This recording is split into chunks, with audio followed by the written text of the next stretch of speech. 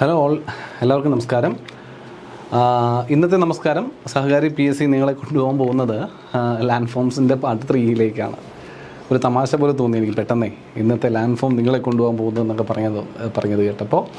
എനിഹാവ്, ഇന്നത്തെ ക്ലാസ്സിൽ നമ്മൾ ഡിസ്കസ് ചെയ്യാൻ പോകുന്ന ടോപ്പിക് എന്ന് പറയുന്നത് ലാൻഡ് ഫോംസിൻ്റെ പാർട്ട് 3 ആണ്. അതായത് കഴിഞ്ഞ ദിവസങ്ങളിലായിട്ട് നമ്മൾ 2 part land ഫോംസിനകത്ത് പഠിച്ചിട്ടുണ്ടായി.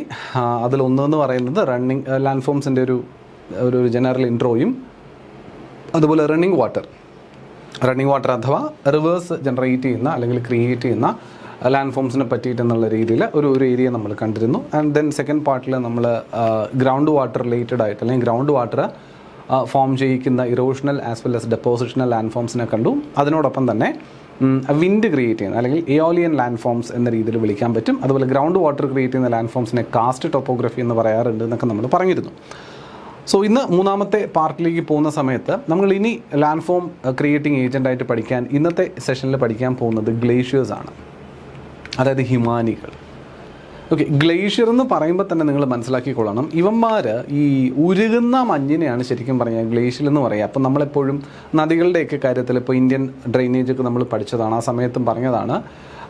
Himalayan reverse, peninsular reverse എന്നൊക്കെ പറഞ്ഞിട്ട് 2 രീതിയിൽ നദികളെ പഠിച്ചപ്പോൾ അതിൽ ഹിമാലയൻ റിവേഴ്സിൻ്റെ കാര്യത്തിൽ നമ്മൾ പറഞ്ഞൊരു വസ്തുതയുണ്ട്. ഇവരുടെ എല്ലാം ഗ്ലേഷ്യൽ മെൽറ്റിംഗ് ഇന്ന ബൊക്കാർച്ചു ഗ്ലേഷ്യർ, ചെമേങ്ദുങ് ഗ്ലേഷ്യർ എന്നൊക്കെ പറഞ്ഞിട്ടുള്ള ഗ്ലേഷ്യറുകളിൽ നിന്നാണ് ഇവന്മാർ ഉത്ഭവിക്കുന്നത്, ഓരോ ഹിമാലയൻ നദികൾ ഉത്ഭവിക്കുന്നത് നമ്മൾ പറയുന്നത്. അപ്പോൾ ഗ്ലേഷ്യർ എന്ന് എന്തുകൊണ്ട് പറഞ്ഞു, എന്തുകൊണ്ട് ഐസ് എന്ന് പറഞ്ഞില്ല എന്ന് വെച്ചാൽ, ഗ്ലേഷ്യർ എന്ന് പറഞ്ഞാൽ അത് ഉരുകുന്ന ഫോമിലേക്ക് മാറിയിട്ടുള്ള ഐസാണ്. അല്ലെങ്കിൽ ice when it starts melting we can term that as a glacial format എന്ന് പറയാൻ പറ്റും. ചെറിയൊരു മെൽറ്റിങ്ങോടുകൂടി ചെറിയൊരു ഇൻസ്റ്റെബിലിറ്റി കാണിക്കുന്നിടങ്ങളാണ് ഗ്ലേഷ്യൽ എന്ന രീതിയിൽ നമുക്ക് വിളിക്കാനായിട്ട് പറ്റുക. അപ്പോൾ അത്തരത്തിൽ ഗ്ലേഷ്യേഴ്സും അങ്ങനെയാണെങ്കിൽ ലാൻഡ് ഫോംസ് ക്രിയേറ്റ് ചെയ്യുന്നതിന് പങ്കുവഹിക്കാനുള്ള സാധ്യത നമ്മൾ കാണുന്നുണ്ട്. അങ്ങനെയാണെങ്കിൽ ഗ്ലേഷ്യേഴ്സ് നോക്കുന്ന അല്ലെങ്കിൽ ഫോം ചെയ്യിക്കുന്ന ലാൻഡ് ഫോംസ് ഏതൊക്കെയാണ് എന്നുള്ളത് നമുക്ക് ഇന്നത്തെ ഒരു സെഷനിൽ ഡിസ്കസ് ചെയ്ത് പോകാം.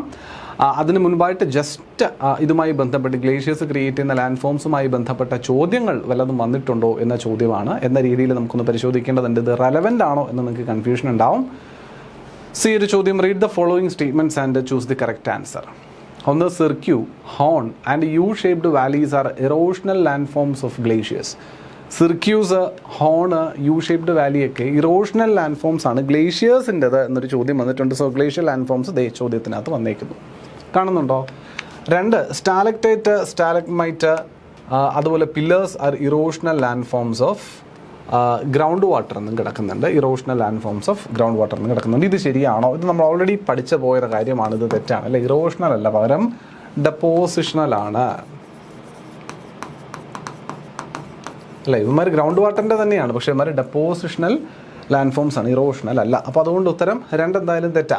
അതുപോലെ എ എന്ന് പറയുന്നത് ശരിയാണോ? ആദ്യം തന്നിരിക്കുന്ന സ്റ്റേറ്റ്മെൻറ്റ് ശരിയാണോ തെറ്റാണോ ഗ്ലേഷ്യർ ലാൻഡ് ഫോംസുമായി ബന്ധപ്പെട്ട് അത് നമ്മൾ ഇന്നത്തെ ക്ലാസ്സിനകത്ത് പഠിക്കും. ഓക്കെ, അതുപോലെ ആദ്യം നമ്മൾ പഠിക്കാൻ പോകുന്നത് ലാൻഡ് ഫോംസ്, ഗ്ലേഷ്യേഴ്സ് ക്രിയേറ്റ് ചെയ്യുന്ന ലാൻഡ് ഫോംസിലെ ഇറോഷണൽ ലാൻഡ് ഫോംസ് ആണ്. സിർക്യൂസ് ഉണ്ട്, ടാൺ ലേക്ക് ഉണ്ട്, ഹോൺസ് ഉണ്ട്, അരീറ്റേഴ്സ് ഉണ്ട്, അതുപോലെ ഗ്ലേഷ്യൽ വാലീസ് ഉണ്ട്. ഓക്കെ, പിന്നെ പറയുന്ന ഒരു സ്പെഷ്യൽ ഐറ്റമാണ് ഫിയോഡ്സ് എന്ന് പറയുക. FJORD എന്നാണ് എഴുതുക, എന്നാലും അതിനെ ഫിയോഡ് എന്നാണ് നമ്മൾ വായിക്കൽ കേട്ടോ. സോ ഇറോഷണൽ ലാൻഡ് ഫോംസും അപ്പോൾ ഡെപ്പോസിഷണൽ ലാൻഡ് ഫോംസും പറയാൻ പറ്റുമോ ഗ്ലേഷ്യേഴ്സിൻ്റെ കാര്യത്തിൽ? തീർച്ചയായിട്ടും പറ്റും. ഗ്ലേഷ്യേഴ്സിൻ്റെ കാര്യത്തിലും ഇറോഷണലും ഡെപ്പോസിഷണലുമായിട്ടുള്ള ലാൻഡ് ഫോംസിനെ നമുക്ക് ഡിസ്കസ് ചെയ്യാൻ സാധിക്കും എന്നാണ് ഇതിനകത്തുനിന്ന് മനസ്സിലാക്കുന്നത്. So the erosional land forms created by glaciers ആണ്: 1 cirques, 2 tarn lake, 3 horn, 4 aretes, 5 glacial valleys, 6 fjords. ഈ 6 പേരെ നമ്മൾ പഠിക്കും. നിങ്ങൾ ഈ ഒരു കാര്യത്തിന് ഞാൻ എപ്പോഴും കഴിഞ്ഞ ക്ലാസ്സിലും പറഞ്ഞ പോലെയാണ്, ഇവിടെയും നിങ്ങൾ പഠിക്കാനായിട്ട് പോകുമ്പോൾ പ്രധാനമായിട്ടും നിങ്ങൾ ഈ പേരുകൾ ഓർത്തിരിക്കണം. അത് ആരുടെ എന്ത് ലാൻഡ് ഫോമാണ് എന്നുള്ളത് ഓർത്തിരിക്കണം. ഇത്രയും മാത്രമാണ് ഡിഗ്രി ലെവൽ പെർസ്പെക്റ്റീവിൽ നിങ്ങൾക്ക് ഈ ലാൻഡ് ഫോംസിനകത്ത് നിന്ന് ചോദ്യം ചോദിക്കാൻ സാധ്യത കൂടുതലായിട്ട് വരിക. ചിലപ്പോൾ അതിൻ്റെ ക്യാരക്ടേഴ്സും ചോദ്യങ്ങളായിട്ട് വന്നേക്കും. സോ ബേസിക് ആയിട്ട് ഇവന്മാരെങ്ങനെയാണ് ഇരിക്കുക, ഇവന്മാരുടെ ക്യാരക്ടർ എന്താണെന്നുള്ളതും കൂടെ നമ്മൾ നോക്കി പോകേണ്ടത്. അപ്പോൾ ഏറ്റവും ചുരുങ്ങിയ പക്ഷം നിങ്ങൾ ഇവരുടെ പേര്, ഇപ്പോൾ സിർക്യൂ എന്ന് പറയുന്നതിൽ ഗ്ലേഷ്യേഴ്സ് ക്രിയേറ്റ് ചെയ്യുന്ന ഒരു ഇറോഷണൽ ലാൻഡ് ഫോം ആണ് എന്ന വസ്തുത നിങ്ങൾ ഉറപ്പായിട്ടും പഠിച്ചിട്ടുണ്ടാവണം. ഇതിൻ്റെ ഡീറ്റെയിലിംഗ് ഓരോന്നിൻ്റെയും പഠിച്ചു പോയില്ലെങ്കിൽ പോലും അറ്റ്ലീസ്റ്റ് ടാൺ ലേക്ക് എന്ന് കണ്ടാൽ അത് ആരുടെ ഡെപ്പോസിഷണൽ ലാൻഡ് ഫോം ആണ് അല്ലെങ്കിൽ ആരുടെ ഇറോഷണൽ ലാൻഡ് ഫോം ആണോ എന്നൊക്കെ ഉള്ളത് നമ്മൾ മനസ്സിലാക്കിയിട്ടുണ്ടാവണം. ടാൺ ലേക്ക് എന്ന് പറയുന്നത് ഇറോഷണൽ ലാൻഡ് ഫോം ആണ്. ആരുടെ? ഗ്ലേഷ്യേഴ്സിൻ്റെ ഇറോഷണൽ ലാൻഡ് ഫോം ആണ് tarn lake, horn, aretes. So this is very important. Okay, അപ്പോൾ ഇത് നോട്ട് ചെയ്തിട്ടുണ്ടാവുക എന്നുള്ളത് വളരെ ഇമ്പോർട്ടൻ്റ് ആണ്. സോ നമുക്ക് നോക്കാം ആദ്യത്തെ ആൾ സിർക്യൂസ്. സിർക്യൂ കാണുമ്പോൾ വളരെ എളുപ്പമുള്ളൊരു സംഭവമാണ് പഠിക്കാൻ, സിമ്പിളാണ് സംഗതി. Cirque is an amphitheatre like valley formed by glacial erosion. നിങ്ങൾ നോക്കിയാൽ കണ്ട ഒരു പർവ്വതത്തിൻ്റെ ഇപ്പോൾ ഈ ഒരു ഭാഗം നോക്കിയാൽ അത് ഇവിടെ ഒരു ആംഫിതിയേറ്റർ പോലെ ഒരു സംഭവം ഇങ്ങനെ കിടപ്പുണ്ട്. എന്നിട്ട് അവിടെ നിന്ന് എന്തോ ഒലിച്ചു പോയതുപോലെ ഒരു ഫീലിംഗ്. ഇവിടെ നിങ്ങൾ നോക്കിയാൽ കണ്ടോ, ഇതൊരു ആംഫിതിയേറ്റർ പോലെ കണ്ടോ, ഇവിടെ നിന്നൊക്കെ ഇങ്ങനെ ഒരു ആംഫിതിയേറ്റർ പോലെ ഇങ്ങനെ സ്ലോപ്പിൽ നിങ്ങൾ സ്റ്റെപ്പ് ബൈ സ്റ്റെപ്പ് ആയിട്ട് ഇങ്ങനെ തിയേറ്റർ അറേഞ്ച് ചെയ്തതുപോലെ എന്ന രീതിയിൽ സ്ലോപ്പിൽ ഒരു കോണിക്കൽ ഷേപ്പ് അല്ലെങ്കിൽ ഒരു കർവേച്ചർ ഷേപ്പിൽ എന്തോ അവിടെ നിന്ന് ഒരു സ്പൂണ് കൊണ്ട് നിങ്ങൾ ഐസ്ക്രീം കാർന്നെടുക്കില്ലേ, അത് ആലോചിച്ചാൽ മതി. സ്കൂപ്പ് ചെയ്യല്ലോ, ഐസ്ക്രീം സ്കൂപ്പ് ചെയ്യുന്നത് നിങ്ങൾ കണ്ടിട്ടുണ്ടാവില്ല. ആ സ്കൂപ്പ് ചെയ്യുന്ന സ്പൂൺ ഉപയോഗിച്ചോ അല്ലെങ്കിൽ സാധാരണ നമ്മുടെ ഒരു കുഴിവുള്ള ഒരു സ്പൂൺ ഉപയോഗിച്ചോ നമ്മളൊരു ഐസ്ക്രീമിനെ കാർവ് ചെയ്ത് എടുക്കുന്ന സമയത്ത് എന്താവും ഉണ്ടാവുക, അത് നിങ്ങൾ ആലോചിച്ചാൽ മതി. ഒരു പർവ്വതമാണ്, ഐസ്ക്രീമിനെ നിങ്ങളൊരു പർവ്വതം പോലെ കൂന കൂട്ടി വെക്കുക. എന്നിട്ട് അതിനകത്തുനിന്ന് ഒരു വലിയ സ്കൂപ്പ് ഓഫ് ഐസ്ക്രീം നിങ്ങളിങ്ങനെ സ്പൂണിൽ ചുരണ്ടി എടുത്തു കഴിഞ്ഞാൽ അവശേഷിക്കുന്ന ഒരു സ്ട്രക്ചർ ഉണ്ടാവുമല്ലോ, ഒന്ന് കോണിക്കലായിട്ട് ഒരു ആംഫി തിയേറ്റർ പോലെ എന്ന രീതിയിലിരിക്കുന്ന ഒരു സ്ട്രക്ചർ ഉണ്ടാവുമല്ലോ അവശേഷിക്കുന്നത് ആ കോണിൽ, അതിനെ വിളിക്കുന്ന പേരാണ് സിർക്യൂ. ഇത്രയേ ഉള്ളൂ സംഭവം. പിടിയിട്ടുന്നുണ്ടോ? അപ്പോൾ ഗ്ലേഷ്യേഴ്സ് പർവ്വത ചെരുവുകളിൽ ആംഫി തിയേറ്റർ പോലെ ഇവിടെയുള്ള മഞ്ഞ് മൊത്തത്തിൽ ഉരുകി മാറിപ്പോയപ്പോൾ ബെഡ് റോക്കിനെയും കൂടി ഇളക്കിക്കൊണ്ട് പോയപ്പോൾ ആ ഒരു ആംഫി തിയേറ്റർ പോലെ ഒരു സി ഷേപ്പിൽ അല്ലെങ്കിൽ ഒരു കോണിക്കൽ ഷേപ്പിൽ നമുക്ക് ഈ ഒരു സ്ട്രക്ചർ കാണാൻ പറ്റിയതാണ്.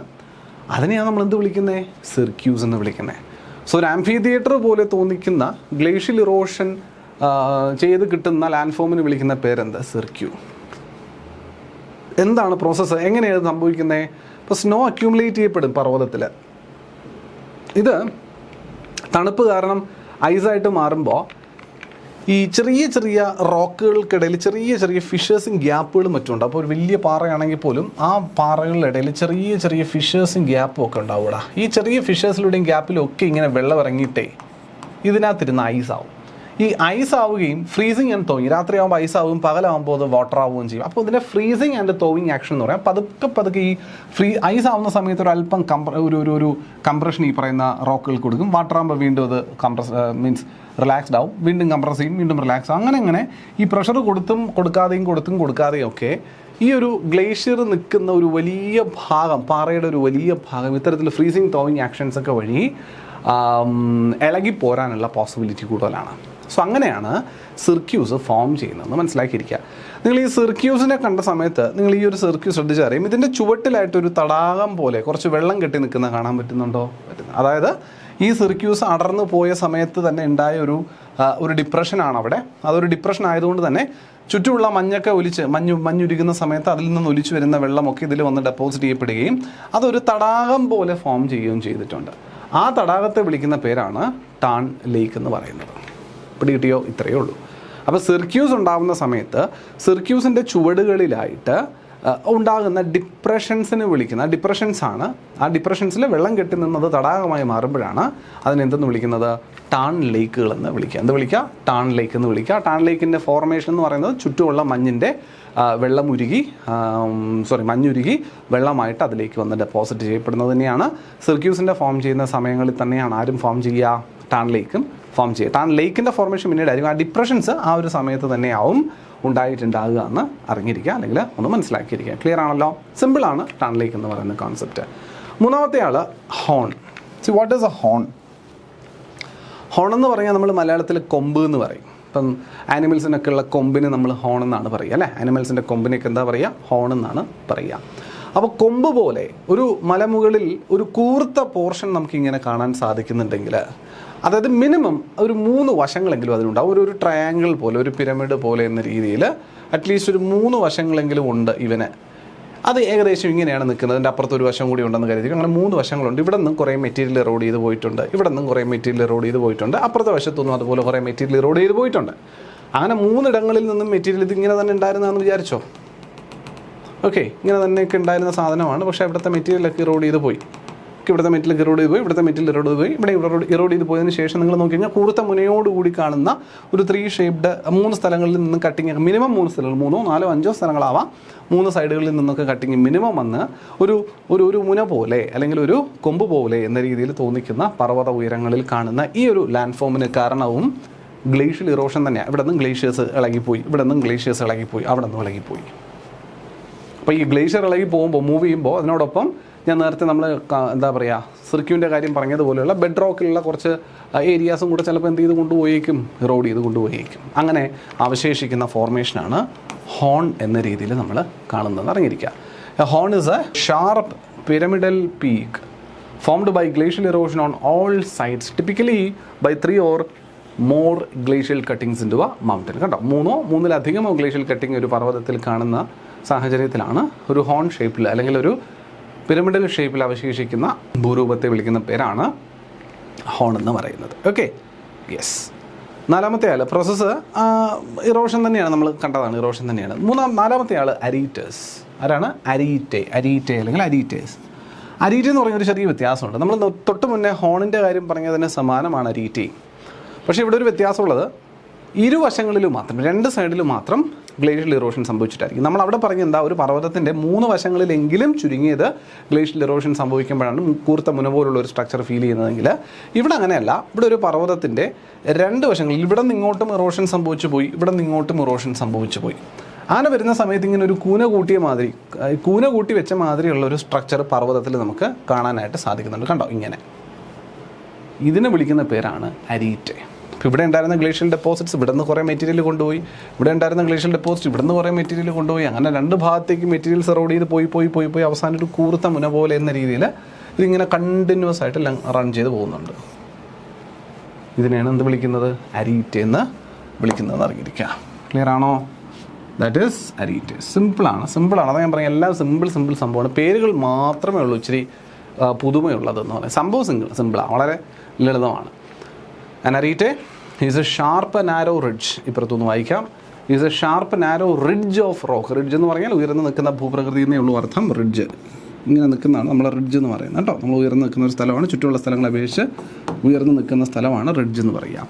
സോ ആ ridge an areate is a small sharp narrow ridge of rock formed by 2 glacial erodings adjacent valleys. 2 adjacent ആയിട്ടുള്ള കണ്ട ഈ ഒരു വാലിയും പുറത്തൊരു വാലിയും, ഈ അഡ്ജസൻറ്റ് താഴ്വരകളിൽ ഗ്ലേഷ്യൽ ഇറോഷൻ നടന്ന് 2 താഴ്വരകളിലായി അല്ലെങ്കിൽ 2 സൈഡുകളിലായി ഗ്ലേഷ്യൽ ഇറോഷൻ നടന്നിട്ട് ഉണ്ടാകുന്ന ഷാർപ്പ് നാരോ റിഡ്ജ് ഓഫ് റോക്കിനെ വിളിക്കുന്ന പേരാണ് അരീറ്റെ എന്ന് പറയുന്നത്. It is A glacial land form that gets it sharp edges through continuous erosion, particularly from freeze തോ വെതറിങ്. ഞാൻ നേരത്തെ സൂചിപ്പിച്ച ഫ്രീസിങ് ആൻഡ് തോയിങ് ആക്ഷൻ കാരണം തന്നെ ഫോം ചെയ്യുന്നത് തന്നെയാണ് അരീറ്റേഴ്സ് എന്ന് പറയുന്നത്.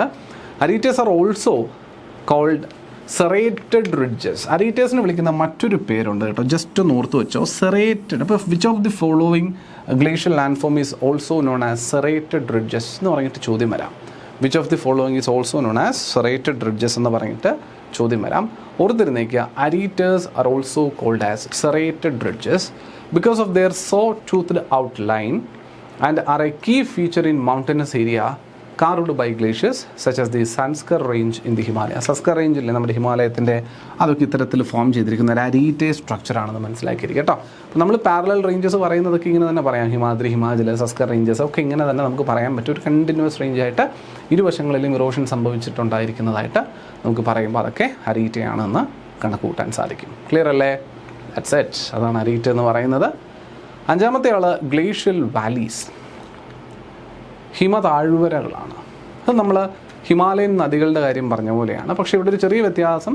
ഹിമാലയൻ നദികളുടെ കാര്യത്തിൽ നമ്മൾ വി ഷേപ്ഡ് ആയിട്ടുള്ള വാലീസ്, ഗോർജസ്, കാനിയൻസ് ഒക്കെയാണ് പറയുന്നുണ്ടെങ്കിൽ ഗ്ലേഷ്യൽ വാലീസ് എന്ന് പറയുന്ന കോൺസെപ്റ്റ് വരുമ്പോൾ കുറച്ചുകൂടി ഒരു യു ഷേപ്ഡ് ആയിട്ടുള്ള തരത്തിൽ താഴ്വരകൾ ഗ്ലേഷ്യൽ ഇറോഷൻ നടന്നിട്ട്, ഇപ്പം നേരത്തെ പറഞ്ഞ അരീറ്റേഴ്സോ ടാൻ ലേക്കോ അല്ലെങ്കിൽ നമ്മുടെ സിർക്യൂസോ ഒക്കെ ഫോം ചെയ്ത് വരുന്ന ഗ്ലേഷ്യൽ മെൽറ്റ് ഉണ്ടല്ലോ, ആ മെൽറ്റ് ചെയ്ത സാധനം ഗ്ലേഷ്യൽ മെൽറ്റും ആ ഗ്ലേഷ്യറും കൂടി ചേർന്ന് ഒഴുകി പോയി പ്രദേശം യു ഷേപ്ഡായിട്ട് ഇങ്ങനെ കാർവ് ചെയ്ത് ഉണ്ടായി കഴിയുമ്പോഴാണ് നമ്മളതിനെ യു ഷേപ്ഡ് വാലീസ് എന്ന രീതിയിൽ നമ്മൾ പറയുന്നത്. ഗ്ലേഷ്യൽ വാലീസ് എന്ന് പറയുമ്പോൾ പൊതുവേ കാണുക ഇത്തരത്തിലുള്ള യു ഷേപ്ഡ് വാലീസ് ആയിരിക്കും. ബിക്കോസ് ഗ്ലേഷ്യൽ പ്രസൻസ്, കുറേ ഐസിൻ്റെ പ്രസൻസ് ഉള്ളതുകൊണ്ട് കുറച്ചുകൂടി ഷാർപ്പായിട്ട് പോയിൻറ്റ് ചെയ്തിട്ട് ഇറോഡ് ചെയ്യുന്നതിനുള്ള പോസിബിലിറ്റി കുറയും. വെള്ളമാണെങ്കിൽ ഇങ്ങനെ പോയിൻറ്റ് ചെയ്ത് ഇറോഡ് ചെയ്യാം.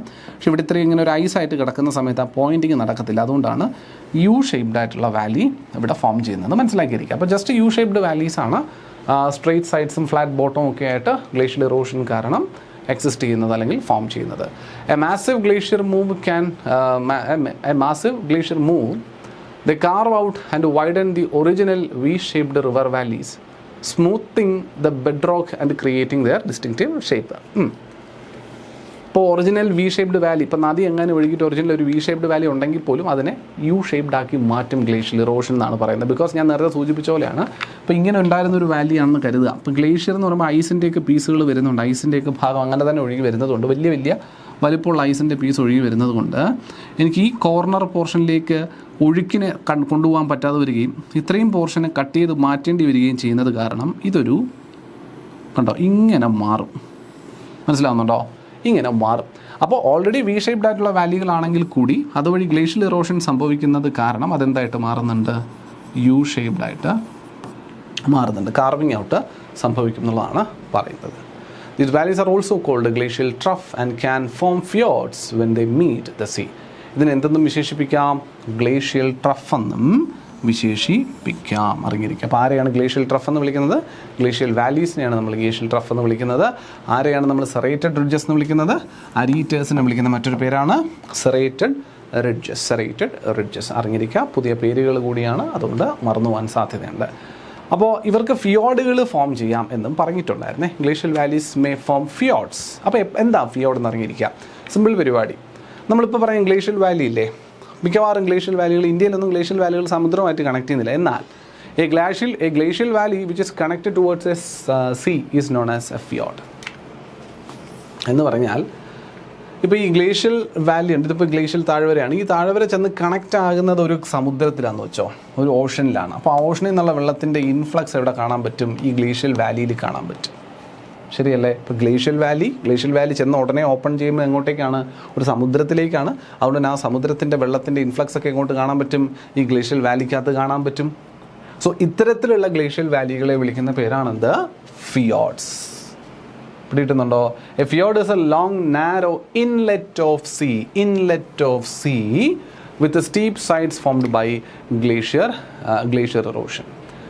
These glacially carved valleys are typically U-shaped and are found in mountainous coastal regions worldwide, with Norway being the most famous example. So ഇത് ഇന്ത്യയിൽ കാണാൻ പറ്റൂല. കാര്യം ഇപ്പോൾ ഇന്ത്യയിൽ നമുക്ക് ഗ്ലേഷ്യൽ മെൽറ്റിങ് കാണാൻ പറ്റുന്ന പ്രദേശം എന്ന് പറയുന്നത് അതങ്ങ് ഹിമാലയൻ റീജിയനാണ്. പക്ഷേ ആ ഹിമാലയൻ റീജിയനുകൾക്ക് തൊട്ടടുത്തായിട്ട് നമുക്ക് തീരദേശം കാണാനില്ല, കോസ്റ്റിലല്ലോ. അപ്പോൾ അതുകൊണ്ട് ഗ്ലേഷ്യൽ ഇറോഷൻ നടന്നാൽ കൂടി ഫിയോഡുകൾ എവിടെ ഇല്ല? ഹിമാലയത്തിൽ കാണാൻ പറ്റില്ല, because we are a tropical country.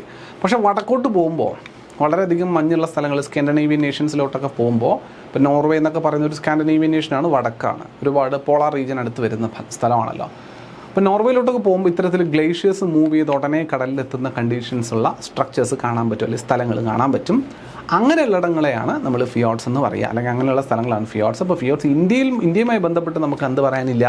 ഫിയോഡൊന്നും പറയാനില്ല. പക്ഷേ ലോകത്ത് പലയിടങ്ങളിലും ഇതുപോലെ ഫിയോഡുകളെ കാണാനായിട്ട് സാധിക്കും. മനോഹരമായിട്ടുള്ള എന്താ പറയുക, ദൃശ്യമൊക്കെ തന്നെയായിരിക്കും ഫിയോഡുകൾ എന്ന് പറയുന്നത്. അപ്പോൾ സലൈൻ വാട്ടർ ആയിരിക്കും ഫിയോഡുകൾ വഴി കാണാനായിട്ട് സാധിക്കുക, ബിക്കോസ് കടൽ വെള്ളത്തിൻ്റെ എന്താ പറയുക ഇൻഫ്ലക്സ് കാണുന്നു എന്നുള്ളത് കൊണ്ട്. ഓക്കെ, ക്ലിയർ ആണല്ലോ? ഫിയോഡ്സ് ഇത്രയേ ഉള്ളൂ സംഭവം.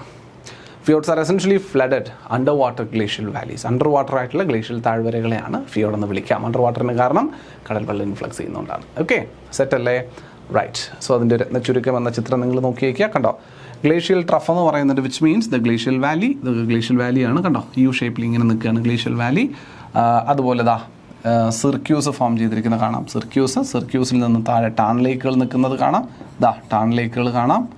പെയ്റ്റർ നോസ്റ്റർ ലേക്സ് എന്ന് വിളിക്കാം കേട്ടോ. പെയ്റ്റർ നോസ്റ്റർ ലേക്ക് എന്നും പറയാം. ടാൺ ലേക്ക് എന്ന് വിളിക്കുന്നതായിരിക്കും നമുക്ക് എളുപ്പം. ടാൺ ലേക്ക് കണ്ടു. അതുപോലെ അവിടെ നിന്ന് താഴേക്ക് വരുന്നതിനനുസരിച്ച് നിങ്ങൾക്ക് ദാ ഇവിടെ ഒരു ടാൺ ലേക്ക് ഉണ്ട്. ഹോൺ കാണാം കണ്ടോ, ഹോൺ എന്ന് പറയുന്ന റീജിയൻ കാണാം. അതുപോലെ അരീറ്റേഴ്സ്, ഇത് അരീറ്റയാണ് കണ്ടോ, ഇങ്ങനെ പോകുന്നു. രണ്ട് സൈഡിൽ സ്ലോപ്പ് ഉണ്ട്. ഇത് അരീറ്റേഴ്സ് എന്ന് പറയുന്ന സ്ട്രക്ചേഴ്സ് ആണ്. ഓക്കെ, അപ്പോൾ ഇത് നമ്മുടെ ഗ്ലേഷ്യൽ വാലീസ് ആണ്. ഈ അരീറ്റേഴ്സ്, രണ്ട് അരീറ്റേഴ്സിന് ഇടയിൽ നിൽക്കുന്നത് ഗ്ലേഷ്യൽ വാലിയാണ്. യു ഷേപ്ഡ് ഗ്ലേഷ്യൽ വാലീസ് ആയിരിക്കും. Okay, right. അപ്പോൾ അതാണ് നമ്മുടെ ഇറോഷണൽ ലാൻഡ് ഫോംസ് എന്ന രീതിയിൽ നമുക്ക് പഠിക്കാനുള്ളത് ഇതിൻ്റെ ഗ്ലേഷ്യസിൻ്റെ. പിന്നെ നമുക്ക് പോകേണ്ടത് depositional land forms of glaciers ആണ്. Depositional land forms of glaciers കുറച്ച് ലാൻഡ് ഫോംസേ പറയാനുള്ളൂ, ഒരുപാടൊന്നും ഡെപ്പോസിഷനുമായി ബന്ധപ്പെട്ട് പറയാനില്ല. ഒന്ന് ഗ്ലേഷ്യൽ ടില്ലെന്ന് പറയാം, രണ്ട് മൊറൈൻസ്, മൂന്ന് മൊറൈൻസ് തന്നെയാണ്, അത് ഗ്രൗണ്ട് മൊറൈൻസ്, പിന്നെ എസ്കേഴ്സ്, ഡ്രംലിൻസ്, അതുപോലെ ഔട്ട് വാഷ് പ്ലെയിൻസ്. ഇത്രയുമാണ് നമ്മുടെ depositional land forms of glaciers എന്ന് പറയുന്നത്. ഇതിനകത്ത് എസ്കർ ഡ്രംലിൻസ് ഒക്കെ എന്ന് പറയുന്ന ആൾക്കാരെയൊക്കെ ചോദ്യത്തിനകത്ത് ചോദിച്ചിട്ടുണ്ട്. അതുപോലെ മൊറൈൻസും ചോദിച്ചിട്ടുള്ള ഏരിയയാണ് എന്ന് മനസ്സിലാക്കി. അപ്പോൾ ഇതിനകത്ത് നിന്ന് ഡെപ്പോസിഷണൽ ഫീച്ചേഴ്സ് ഓഫ് ഗ്ലേഷ്യേഴ്സിനകത്ത് 3 ഏരിയക്കകത്ത് നിന്ന് ഓൾറെഡി PSC ചോദ്യങ്ങൾ ചോദിച്ചിട്ടുണ്ട്. സോ നമുക്ക് ഓരോന്നായിട്ട് നോക്കാം. എന്താ ഗ്ലേഷ്യൽ ടിൽ, എന്താ മൊറൈൻസ്, ഗ്രൗണ്ട് മൊറൈൻസ് അതിൻ്റെ കൂട്ടത്തിൽ തന്നെ പറഞ്ഞാൽ ആദ്യം എന്താണ് esker, drumlin, out wash plain എന്നുള്ളത് നമുക്ക് നോക്കി പോവാം. നോക്കാം. ആദ്യത്തെ ആൾ ഗ്ലേഷ്യൽ ടിൽ. എന്താണ് ഗ്ലേഷ്യൽ ടിൽ എന്ന് പറയുന്നത്? Glacial till is the unsorted sediment deposited directly by a glacier consisting of a mix of particle size from clay to large boulders. അതായത് ഒരു ഗ്ലേഷ്യൽ ഇറോഷൻ സംഭവിച്ചു കൊണ്ടുവന്ന നിക്ഷേപത്തെ മൊത്തത്തിൽ പറയുന്ന പേരാണ് ഗ്ലേഷ്യൽ ടിൽ എന്ന് പറയുന്നത്. ആ കൊണ്ടുവരുന്ന നിക്ഷേപം ഉണ്ടല്ലോ, സാധനം, അതിന് വിളിക്കുന്ന പേര് സെഡിമെൻറ്റ്സ്, അൺസോർട്ടഡ് ആയിട്ടുള്ള സെഡിമെൻറ്റ്സ്. ആ അൺസോർട്ടഡ് സെഡിമെൻറ്റ് ഡെപ്പോസിറ്റിനെ വിളിക്കുന്ന പേരാണ്, ഡെപ്പോസിറ്റ് ചെയ്യപ്പെടുന്നതിനെ വിളിക്കുന്ന പേരാണ് ഗ്ലേഷ്യൽ ടിൽ എന്ന് പറയുന്നത്. അപ്പം ഗ്ലേഷ്യർ കൊണ്ടുവന്ന എല്ലാ സാധനവും ഉണ്ടാകുന്നത് വലിയ പദാർത്ഥങ്ങളും ചെറിയ പദാർത്ഥങ്ങളും എല്ലാം ഉണ്ടാവും. It is composed of angular fragments of rocks because they are deposited directly from the ice without significant water transport. Water ട്രാൻസ്പോർട്ടിലൂടെ വന്ന പാറകളാണെങ്കിൽ അത് ഉരുളൻ കല്ലുകളായിരിക്കും, റൗണ്ടഡ് ആയിരിക്കും. ഇവിടെ ഒരു ഗ്ലേഷ്യൽ ടില്ലിൽ പോയിട്ട് നമ്മൾ പാറകളെ, ബൗൾഡേഴ്സിനെ പരിശോധിച്ചാൽ കാണാൻ സാധിക്കുന്നത് ആംഗുലർ ആയിരിക്കും. അത് ഒന്ന് നോട്ട് ചെയ്ത് വെച്ചേക്കണം കേട്ടോ. Why angular? Because these are transported by glacier rather than water. Water അല്ലേ ഇവയെ ട്രാൻസ്പോർട്ട് ചെയ്യുന്ന? ഐസ് ട്രാൻസ്പോർട്ട് ചെയ്യുന്നതുകൊണ്ട് തന്നെ ഈ പാറകൾക്ക് ഇതിനുള്ളിൽ വേറെ അബ്രേഷൻ നടന്നിട്ട് അല്ലെങ്കിൽ ഇറോഷൻ നടന്നിട്ട് റൗണ്ട് ആവണ പരിപാടിയില്ല. പക്ഷേ വാട്ടർ ട്രാൻസ്പോർട്ട് ചെയ്യുന്നതാണെങ്കിൽ ഈ പാറകൾ വെള്ളത്തിലൂടെ കടന്നു വരുമ്പോൾ അതിൻ്റെ പ്രതലത്തിലിടിച്ചും പരസ്പരം അങ്ങോട്ടും ഇങ്ങോട്ടും മറ്റ് പദാർത്ഥങ്ങളുമായിട്ട് കൂട്ടിയിടിച്ചു നോക്കി ഇതിൻ്റെ കോർണറുകൾ, വക്കുകളൊക്കെ പൊട്ടി കോർണർ ചെയ്ത് ഇത് അവസാനം കിട്ടുന്ന സമയത്ത് ഇത്തരത്തിൽ റൗണ്ടഡ് ആയിട്ടുള്ളൊരു മെറ്റീരിയലായിട്ട് മാറും. അതാണ് റിവറിൽ നിങ്ങൾ നോക്കിക്കഴിഞ്ഞാൽ ഏത് റിവർ ബെഡിൽ പോയി നോക്കിയാലും നിങ്ങൾക്ക് ആംഗുലർ ആയിട്ടുള്ള റോക്കുകൾ കാണില്ല, എല്ലാം ഉരുളങ്കല്ലുകളായിരിക്കും. നദീതീരങ്ങളിലോ അല്ലെങ്കിൽ നദിയുടെ അടിത്തട്ടിലോ ഒക്കെ പോയി നോക്കിക്കഴിഞ്ഞാൽ മിക്കവാറും കാണുന്ന പാറകളെല്ലാം തന്നെയും ഉരുളങ്കല്ലുകൾ. കാരണം ആംഗുലാറിന് അവിടെ പിടിച്ച് നിൽക്കാൻ പറ്റില്ല. ആംഗുലാർ കോർണറുകളെല്ലാം പെട്ടെന്ന് നശിച്ചു പോവും, പൊട്ടിപ്പോവും. മനസ്സിലാവുന്നുണ്ടോ? അപ്പോൾ റൗണ്ടഡ് ആയിട്ട് കാണും. പക്ഷേ ഗ്ലേഷ്യൽ ടില്ലിൻ്റെ കാര്യത്തിൽ അല്ലെങ്കിൽ ഗ്ലേഷ്യൽ നിക്ഷേപങ്ങളുടെ കാര്യത്തിൽ we can see angular rocks എന്നാണ് പറയുന്നത്. അപ്പോൾ ആംഗുലാർ റോക്ക് കണ്ടിട്ടുണ്ടെങ്കിൽ അതെന്താണെന്ന് പിടിയിട്ടും ഗ്ലേഷ്യൽ ടില്ലാണെന്ന് പിടിയിട്ടും എന്നുള്ളതാണ് മനസ്സിലാക്കുന്നത്. 2 മൊറൈൻസ്. അപ്പോൾ നിങ്ങൾക്ക് ഇവിടെ ഒരു ചിത്രത്തിനകത്ത് കാണാൻ പറ്റുന്നത് മൊറൈൻസ് ആണ്. നോക്കിക്കേ, ഇതാ ഇവിടെ കണ്ടോ നിങ്ങൾക്ക്, ഇവിടെ ഒരു സാധനം ഇങ്ങനെ 2 നിക്ഷേപം നിങ്ങൾക്ക് കാണാൻ പറ്റുന്നുണ്ട്. കണ്ടോ, 2 വലിയ നിക്ഷേപങ്ങൾ, ബണ്ട് കെട്ടിയതുപോലെ 2 നിക്ഷേപങ്ങൾ നിങ്ങൾക്ക് കാണാൻ പറ്റുന്നുണ്ട്. റൈറ്റ്, നോക്കാം എന്താണ് moraines. Moraines are ridges or mounds of glacial debris or glacial till deposited by a glacier or ice sheet. ഒരു ഐസ് ഷീറ്റ് അല്ലെങ്കിൽ ഒരു ഗ്ലേഷ്യർ കൊണ്ടുവന്ന് നിക്ഷേപിക്കുന്ന നേരത്തെ സൂചിപ്പിച്ച ഗ്ലേഷ്യൽ ടില്ലുണ്ടല്ലോ, അതിൻ്റെ ഒരു കൂനേനെ വിളിക്കുന്ന പേര്. ഒരു കൂന കൂട്ടി വയ്ക്കുക, നമ്മൾ മണ്ണിട്ട് കൂന കൂട്ടുക എന്നൊക്കെ പറയണ മാതിരി ഗ്ലേഷ്യർ കൊണ്ടുവരുന്ന ഈ നിക്ഷേപങ്ങൾ കൊണ്ട് കൂന കൂട്ടി വെച്ച മാതിരി റിഡ്ജ് പോലുള്ള അല്ലെങ്കിൽ കൂമ്പാരങ്ങൾ ക്രിയേറ്റ് ചെയ്യുന്നതിനെ വിളിക്കുന്ന പേരാണ് മൊറൈൻസ് എന്ന് പറയുക. മൊറൈൻസ് എന്ന് പറയുക. They form when glaciers pick up and carry rock, dirt and clay which are then left behind as glacial melt and retreats. എവിടെന്നെങ്കിലും ഗ്ലേഷ്യർ പോരുന്ന സമയത്ത് അവിടെ നിന്ന് പാറയും മറ്റ് പദാർത്ഥങ്ങളും ഒക്കെ കൂടി എടുത്തുകൊണ്ട് വരികയും ഗ്ലേഷ്യർ മെൽറ്റ് ആവുന്ന സമയത്ത് ഇതിനെ എവിടെയെങ്കിലുമൊക്കെ നിക്ഷേപിച്ച് ഈ ബണ്ട് ക്രിയേറ്റ് ചെയ്ത പോലെ നിക്ഷേപിക്കുന്നതും കണ്ടിട്ടുണ്ടെന്നുണ്ടെങ്കിലാണ് ഈ മൊറൈൻസ് എന്ന രീതിയിൽ നമ്മൾ വിളിക്കുന്നത്, അല്ലെങ്കിൽ മൊറൈൻസ് എന്ന സംഗതി ഫോം ചെയ്തെന്നുള്ളതാണ്. അതിൽ പലതരത്തിലുള്ള മൊറൈൻസ് നമ്മൾ പറയും. ടെർമിനൽ മൊറൈൻസ്, ഈ ഗ്ലേഷ്യേഴ്സിൻ്റെ ഏറ്റവും അവസാനമായിട്ട് നമ്മൾ കാണുന്ന നിക്ഷേപങ്ങളെ വിളിക്കുന്ന പേരാണ് ടെർമിനൽ മൊറൈൻസ് എന്ന് പറയും. ഗ്ലേഷ്യൽ ടില്ലിൻ്റെ ഏറ്റവും അവസാനം വരി വെച്ചതുപോലെ നിൽക്കുന്നവൻ. ഇവിടെ തീർന്നു, മൊറൈൻസ് അവിടെ തീർന്നു, ടെർമിനേറ്റ് ചെയ്തു എന്നുള്ള അർത്ഥത്തിൽ വരുന്നതാണ് ടെർമിനൽ മൊറൈൻസ്. നിങ്ങൾ നോക്കിയാൽ ഇവിടെ ഈ ചിത്രത്തിനകത്ത് നോക്കിയാൽ കാണാൻ പറ്റും, കണ്ടോ, ദിസ് ഇസ് ടെർമിനൽ മൊറൈൻ. കണ്ടോ, ആ ഗ്ലേഷ്യൽ ടിൽ ഇവിടം വരെ വന്ന് നിന്നേക്കുക. അപ്പോൾ അവിടെ കുറേ നിക്ഷേപം ഇങ്ങനെ ചെയ്ത് വെച്ചിട്ടുണ്ട്, ബണ്ട് കെട്ടിയതുപോലെ. ഇതാണ് ടെർമിനൽ മൊറൈൻസ്. അതുപോലെ പിന്നെ ഏരിയയുടെ മധ്യഭാഗത്തായിട്ട് വേണമെങ്കിൽ മൊറൈൻ റിഡ്ജസ് ഉണ്ടാവും. അതിനെ വിളിക്കുന്ന പേര് മീഡിയൽ മൊറൈൻ. അതുപോലെ ഇരുഭാഗങ്ങളിലായിട്ട് ചിലപ്പോൾ ഈ മറൈൻ ഡെപ്പോസിറ്റ്സ് ഉണ്ടാവും. അതിനെ വിളിക്കുന്ന പേര് ലാറ്ററൽ മൊറൈൻസ്.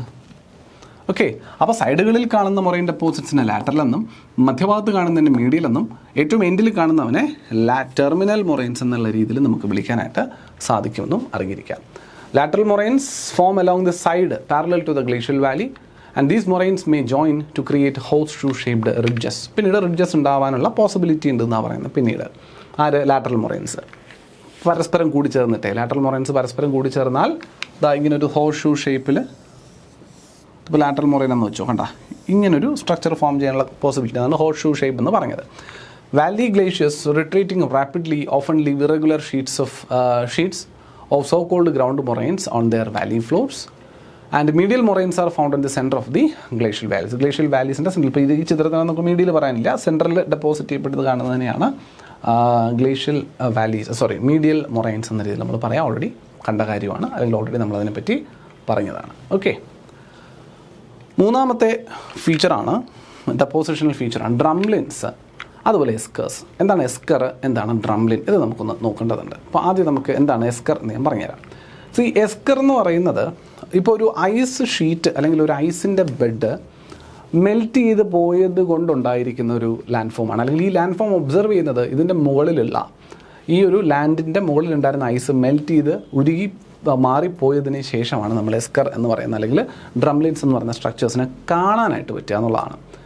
സോ എന്താണ് എസ്കർ? എസ്കേഴ്സ് നിങ്ങൾ നോക്കി, ഇപ്പോൾ ഇതൊരു മണ്ണിൻ്റെ നിക്ഷേപം നിങ്ങൾക്ക് ഇവിടെ ചെയ്തേക്കുന്നത് കാണാൻ പറ്റുന്നുണ്ട്. അപ്പോൾ മണ്ണിൻ്റെ പുറത്ത് നിങ്ങൾ കുറച്ച് ഒരു ഐസ് ഷീറ്റ്, ഒരു ഐസിൻ്റെ ഒരു ബെഡ്, ഒരു തിക്കായിട്ടുള്ള ഒരു ഐസിൻ്റെ ഒരു പ്ലേറ്റ് എടുത്ത് ഇങ്ങനെ നിങ്ങളൊരു മണ്ണിൻ്റെ പുറത്ത് വെച്ചെന്ന് വെച്ചോ. എന്നിട്ട് ഏതെങ്കിലും സൈഡിലേക്ക് നിങ്ങൾ സ്ലോപ്പോ എന്തെങ്കിലും കൊടുത്തിട്ടുണ്ടാവാം. അപ്പോൾ ഈ ഐസ് ഉരുകുന്നുണ്ടാവും, റൈറ്റ്, ഐസ് ഉരുകി പോകുന്നുണ്ടാവും. മണ്ണിൻ്റെ ടെമ്പറേച്ചർ കാരണം മണ്ണിൻ്റെ ഭാഗത്തു നിന്ന് ഐസിൻ്റെ ടോപ്പ് ചിലപ്പോൾ ഉരുകുന്നുണ്ടാവില്ല, ചിലപ്പോൾ ബോട്ടത്തിൽ കൂടെ ഉരുകിയിട്ടുള്ള വെള്ളത്തിൻ്റെ ഫ്ലോ അടിയിൽ കൂടെ നടക്കുന്നുണ്ടാവും.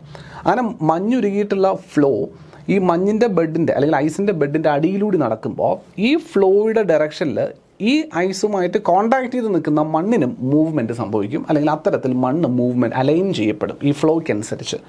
ഈ മുഴുവൻ ഐസും മെൽറ്റായി പോയി കഴിഞ്ഞാൽ മാത്രമായിരിക്കും നമുക്ക് ആ സർഫസിൽ നടന്നിട്ടുള്ള മണ്ണിൻ്റെ മൂവ്മെൻറ്റ് ദൃശ്യമാവുക എന്നുള്ളതാണ്. അപ്പോൾ ആ മണ്ണിൻ്റെ മൂവ്മെൻറ്റുകൾ അല്ലെങ്കിൽ ലാൻഡ് ഫോമിൻ്റെ മൂവ്മെൻറ്റിൽ ഇങ്ങനെ സൈനുസോയിഡലായിട്ട് വളഞ്ഞെന്ന രീതിയിലാണ് ആ ഒരു ലാൻഡ് ഗ്ലേഷ്യലിൻ്റെ ഉള്ളിലുള്ള മൂവ്മെൻറ്റ് കാരണം ക്രിയേറ്റ് ചെയ്യപ്പെട്ടതെങ്കിൽ കണ്ടോ, ഗ്ലേഷ്യൽ അടിയിലുള്ള ഇപ്പോൾ ഗ്ലേഷ്യൽ മൂവ്മെൻറ്റ് നടക്കുകയാണെങ്കിൽ അവിടെ നിന്ന് എന്താ പറയുക, മണ്ണിനെ നിക്ഷേപിച്ച് ഇങ്ങനെ കൊണ്ടുവന്ന് നീക്കി വെക്കുകയോ ചെയ്യും. അവസാനം ഈ പറയുന്ന എൻ്റെ അത് പ്ലെയിനായിട്ടിരുന്നതാണ്. ഓക്കെ, ഇത് പ്ലെയിനായിട്ടിരുന്നതാവും, പക്ഷേ ഇവിടെ ഈ ഗ്ലേഷ്യൽ മെൽറ്റിങ് നടക്കുന്നത് കാരണം ഡെപ്പോസിറ്റ്സ് ഇങ്ങനെ കൊണ്ടുവന്ന് നീക്കി കൊണ്ടുവച്ചതാവും സർഫസിൽ. ഈ ഫ്രണ്ടിലുള്ള ഐസിൻ്റെ ഒരു ഷീറ്റ് ഫുള്ളായിട്ട് മാറി കഴിയുമ്പോൾ നമുക്ക് ഈ ഒരു സ്ട്രക്ചർ അവിടെ കാണാനായിട്ട് സാധിക്കും, മണ്ണിൻ്റെ പുറത്ത് കാണാൻ സാധിക്കും എന്നുള്ളതാണ്. അതാണ് എസ്കേഴ്സും ഡ്രംലിൻസും രണ്ടും അങ്ങനെ ഉണ്ടാകുന്നതാണ്. അതിൽ സൈനസോയിഡൽ ഷേപ്പിലാണ് ഉണ്ടാകുന്നതെങ്കിൽ ഇപ്പം ഇങ്ങനെ കണ്ടിന്യൂസ് ആയിട്ട് ഇതാ ഈ ഒരു ഷേപ്പിൽ ഇങ്ങനെയൊക്കെ എന്നുള്ള രീതിയിൽ ലാൻഡ് ഫോം ക്രിയേറ്റീവ് ആണ് എന്ന് കരുതുക. അതിനുള്ള ടോട്ടൽ ലാൻഡ് ഫോം ഇങ്ങനെ ക്രിയേറ്റീവ് ആണെങ്കിൽ ഇതിനെ വിളിക്കുന്ന പേരാണ് എസ്കർ. These are sinusoidal ridges formed by glacial flowing beneath melting glaciers. കണ്ടോ, glacial water formed by water flowing beneath melting glaciers. Melt ആയിക്കൊണ്ടിരിക്കുന്ന ഗ്ലേഷ്യറിൻ്റെ അടിയിലൂടെ വെള്ളത്തിൻ്റെ ഫ്ലോ നടന്നിട്ട് ഉണ്ടാവുന്ന കണ്ടീഷനെയാണ് സൂചിപ്പിക്കുന്നത്. ക്ലിയർ ആവുന്നുണ്ടോ? Set. When glacial melt water gathers beneath them and carries coarse material. കണ്ടോ, ഗ്ലേഷ്യൽ മെൽറ്റ് ആകുമ്പോൾ ഐസിൻ്റെ അടിയിൽ വെള്ളം കെട്ടി നിൽക്കുകയും ആ വെള്ളത്തിൻ്റെ മൂവ്മെൻറ്റ് കാരണം ബെഡ് റോക്കിലുള്ള അല്ലെങ്കിൽ ബെഡ് സർഫസിൽ ഏത് സർഫസിലാണോ നിൽക്കുന്നത് ആ സർഫസിലുള്ള മെറ്റീരിയൽസിന് അതിനനുസരിച്ച് മൂവ്മെൻറ്റ് ഉണ്ടാക്കി ക്രിയേറ്റ് ചെയ്യുകയും ചെയ്യും, ഉണ്ടാക്കി കൊണ്ടുവന്ന് അറേഞ്ച് ചെയ്യുകയും ചെയ്യുന്നു എന്നുള്ളതാണ് ഡ്രംലിൻസിൻ്റെ എസ്കേഴ്സിൻ്റെ രൂപത്തിന് അല്ലെങ്കിൽ രൂപീകരണത്തിന് കാരണമാകുന്നു എന്നുള്ളതാണ്. ഡ്രംലിൻസ് എന്ന് പറയുമ്പോൾ സ്മൂത്ത് ഓവൽ ഷേപ്ഡ്, എന്താ പറയുക, ചെറിയ കുന്നുകൾ പോലെ. അത് ഇറോഷനെ പോലെ ഇരിക്കും കേട്ടോ, എന്ത് ടൈപ്പ് ഇറോഷനാണ് നടക്കുന്നത് എന്നുള്ളത്, എന്ത് ടൈപ്പ് മെറ്റീരിയൽ എത്രത്തോളം കട്ടിയിലുണ്ട്, പിന്നെ ബേസ് മെറ്റീരിയൽ എന്താണെന്നുള്ളതിനെ അനുസരിച്ചിരിക്കും എസ്കർ ആണോ ഡ്രംലിനാണോ ഫോം ചെയ്യുക എന്നുള്ളത്. എസ്കർ എന്ന് പറയുമ്പോൾ സൈനുസോയിഡൽ ഷേപ്പിൽ ഉണ്ടാവുന്നു, ഡ്രംലിൻസ് എന്ന് പറയുമ്പോൾ കുറേ കുമിളകൾ എന്ന പോലെ ഉണ്ടാവുന്നു എന്ന് മാത്രമേ ഉള്ളൂ കേട്ടോ, അതാണ് വ്യത്യാസം വരിക. See these are smooth oval shaped hill made of rock and dirt. These hills have two end, one end called the stoss and is flatter, sto's end is flatter and steeper while the other end is called the tail. ഒരു എൻഡിനെ stores എന്നും വിളിക്കും, മറ്റേ എൻഡിനെ എന്തെന്ന് വിളിക്കും, tail എന്നും വിളിക്കും. നമ്മളൊരു വെള്ളത്തിൻ്റെ തുള്ളി പറഞ്ഞതുപോലെ എന്നൊക്കെ വേണമെങ്കിൽ പറയാൻ പറ്റും. സ്റ്റോസും ടെയിലും, സ്റ്റോസും ഉണ്ട് ടെയിലും ഉണ്ട്. ഇത് സ്റ്റോസ്, ഈ ഭാഗത്തുനിന്ന് അങ്ങോട്ടാണ് അപ്പോൾ വെള്ളം പോവുക. ഓക്കെ, അപ്പോൾ ഈ ഡ്രംലിൻസിൻ്റെ ഷേപ്പ് നോക്കിക്കഴിഞ്ഞാൽ ഗ്ലേഷ്യൽ ഫ്ലോയുടെ മൂവ്മെൻറ്റ് എങ്ങോട്ടായിരുന്നു നോക്കുക, ഗ്ലേഷ്യൽ ഫ്ലോയുടെ ഡയറക്ഷൻ എങ്ങോട്ടായിരുന്നു കണ്ടുപിടിക്കാൻ പറ്റും. കാരണം ടെയിലിൻ്റെ ഡയറക്ഷൻ എങ്ങോട്ടാണ് നോക്കിയാൽ മതി. ആ ടെയിലിൻ്റെ ഡയറക്ഷനിലോട്ടായിരുന്നിരിക്കും എന്ത് ചെയ്തിട്ടുണ്ടാവുക, ഗ്ലേഷ്യൽ ഒഴുകി. അപ്പോൾ നമ്മൾ ഈ പറയുന്ന ഡ്രംലിൻസ് എന്ന് പറയുന്ന സ്ട്രക്ചേഴ്സിനൊക്കെ ഒബ്സർവ് ചെയ്യാറുണ്ട്, പ്രാചീന കാലത്ത് ഐസ് ഇരിക്കിയത് എങ്ങനെയാണെന്നുള്ളതൊക്കെ കണ്ടെത്താനായിട്ട്. അപ്പോൾ ഡ്രംലിൻസിൻ്റെ എന്താ പറയുക, ഇങ്ങനെ ഇരിക്കും, അതിൻ്റെ ക്രോസ് സെക്ഷൻ നോക്കി ഇങ്ങനെ ഇരിക്കും. ഇതാണ് സ്റ്റോസ് എന്ന് പറയുന്ന ഏരിയ, ഇത് ടെയിലാണ്. ഇപ്പോൾ ടെയിൽ എങ്ങോട്ട് പോയിന്റ് ചെയ്തിരിക്കുന്നോ അങ്ങോട്ടായിരിക്കും എന്ത് നടന്നിട്ടുണ്ടാവുക, ഗ്ലേഷ്യൽ ഫ്ലോ നടന്നിട്ടുണ്ടാവുക എന്ന് കണ്ടെത്താനായിട്ട് സാധിക്കും കേട്ടോ structures. So this is drumming. ഇതാണ് നമ്മുടെ എന്തെന്ന് സൂചിപ്പിക്കുന്നത്, ഡ്രംലിൻസ് എന്ന് സൂചിപ്പിക്കുന്ന ഡെപ്പോസിഷണൽ സ്ട്രക്ചർ എന്ന് പറയുക. ക്ലിയർ ആണോ? ഇത്രയേ ഉള്ളൂ. Out wash plains, entire deposits. ഇപ്പം നമ്മളിപ്പോൾ ഫ്ലഡ് പ്ലെയിൻ എന്ന് പറയൂലേ, സിമിലർ ആണ്. നമ്മൾ നദി ഫ്ലഡിങ് ക്രിയേറ്റ് ചെയ്ത് നദിയുടെ ഇരുവശങ്ങളിലുമായിട്ട് നിറയെ നിക്ഷേപങ്ങൾ കൊണ്ടിട്ട് ഡെപ്പോസിറ്റ് ചെയ്ത എൻ്റയർ ഏരിയനെ നമ്മൾ ഫ്ലഡ് പ്ലെയിൻ എന്ന് വിളിക്കുന്നത് പറയണ മാതിരി ഔട്ട് വാഷ് പ്ലെയിൻ എന്ന് പറഞ്ഞാൽ അത്രയേ ഉള്ളൂ. ഗ്ലേഷ്യർ കൊണ്ടുവന്ന നിക്ഷേപങ്ങളെല്ലാം കൂടി വലിച്ചു വാരി നിരത്തിയിട്ട് കഴിഞ്ഞാൽ ആ ഒരു പ്ലെയിനെ വിളിക്കുന്ന പേരാണ്. അതിനകത്ത് എസ്കർ ഉണ്ടാവും, ഡ്രംലിൻസ് ഉണ്ടാവും, ഞാനീ പറഞ്ഞ എന്താ പറയുക മൊറൈൻസ് ഉണ്ടാവും. ഈ പറയുന്ന എല്ലാ സാധനങ്ങളും അടങ്ങുന്ന ഒരു സമതല പ്രദേശത്തെ വിളിക്കുന്ന പേരാണ് ഔട്ട് വാഷ് പ്ലെയിൻ. ഇപ്പോൾ ക്രിയേറ്റ് ചെയ്ത ആരാണ്? ഗ്ലേഷ്യറാണ്. The plain at the foot of a glacial mountain, which are covered with glaciofluvial deposits in the form of broad, flat alluvial fans, which join to form outwash plains. അതിനെയാണ് നമ്മൾ outwash plain എന്ന് വിളിക്കുന്നത്. Clear? ഇതേ ഉള്ളൂ erosional and depositional features of glaciers എന്ന് പറയാം. Erosional ഫീച്ചറുമായി depositional ഫീച്ചറുമായി മനസ്സിലായെന്ന് പ്രതീക്ഷിക്കുന്നു. ഒരുപാട് ഡെപ്തിലൊന്നും പോയി പഠിക്കേണ്ടതില്ല. പ്രത്യേകിച്ച് പേരുകളാണ് നമുക്ക് ഇതിനകത്ത് നിന്ന് പ്രാധാന്യം എന്നുള്ളത് കൊണ്ട് ഒരുപാട് ഡെപ്തിൽ പോയൊന്നും പഠിക്കണമെന്ന് ഞാൻ റെക്കമെൻഡ് ചെയ്യില്ല. ഓക്കെ അല്ലേ? അപ്പോൾ അതിനകത്ത് നമുക്ക് 2-3 ചോദ്യങ്ങളും കൂടി ഒന്ന് നോക്കിയിട്ട് എന്താ പറയുക വൈൻഡപ്പ് ചെയ്ത് നിർത്താം. So first question, consider the following statements regarding cirque. The amphitheater like a valley formed primarily through glacial deposition. ആണോ ഇല്ലയോ? ഗ്ലേഷ്യൽ ഡെപ്പോസിഷൻ അല്ല, പിന്നെയോ ഗ്ലേഷ്യൽ ഇറോഷൻ. കാരണമാണ് ഉണ്ടായത്. അപ്പോൾ ആദ്യത്തെ സ്റ്റേറ്റ്മെൻറ്റ് തെറ്റിയപ്പോൾ 1 പോയി, 3 പോയി, 4 പോയി. ഉത്തരം ഓപ്ഷൻ ബി. അതെന്തായാലും നമുക്ക് കിട്ടി. 1 തെറ്റാന്നറിയാറുണ്ട്. The process involves a frost action and a scouring of hollows by moving ice. Absolutely yes. Scouring എന്ന് പറഞ്ഞാൽ അവിടെ മൂവ് ചെയ്ത് കൊണ്ടുപോകുന്നതാണ്. ഫ്രോസ്റ്റ് ആക്ഷൻ നമ്മൾ പറഞ്ഞു, ഫ്രീസിങ് ആൻഡ് തോവിങ് ആക്ഷൻ അവിടെ ഉണ്ട് എന്ന് നമ്മൾ പറഞ്ഞു, അത് നടക്കുന്നുണ്ട്. When filled with water after the glacial melt, these features are known as Tarn Lake. Yes.